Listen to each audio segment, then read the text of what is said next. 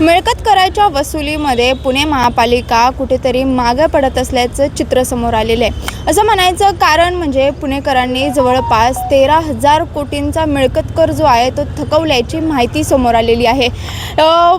पुण्यात 5.5 लाख मिळकत कर धारक आहेत।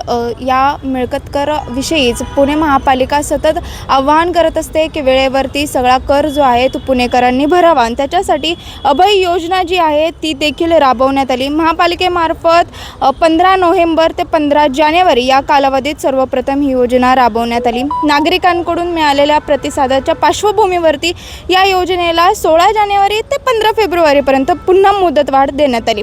या कालावधीत मोठ्या प्रमाणात कर वसुली झाली असली तरी अनेक मिळकत कर थकबाकीदारांनी अद्यापही कर भरलेला नाहीये।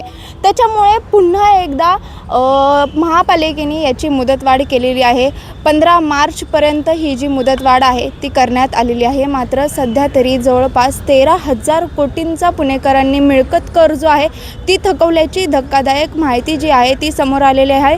एकंदरीतच 15 मार्चपर्यंत मुदतवाढ करण्यात यावी अशी सभासदांनी कुठेतरी मागणी केली होती। त्याच्यानंतरनं विरोधकांनी देखील जे वेळेवर कर भरतात त्यांच्यावरती हा अन्याय असल्यामुळे जे उशीर करतात कर भरण्यासाठी त्यांच्यावर कारवाई करण्यात यावी अशी मागणी देखील केली होती। मात्र तरी देखील 15 मार्च ही जी तारीख आहे मुदतवाढ जी आहे ती करण्यात आलेली आहे। मात्र 13,000 कोटी रुपयांचा मिळकत कर जो आहे तो सध्या पुणे महापालिकेकडे पुणेकरांनी थकवले असल्याची धक्कादायक माहिती सध्या तरी समोर आली आहे। शिवानी लकडे, टाइम्स ऑफ महाराष्ट्र, पुणे।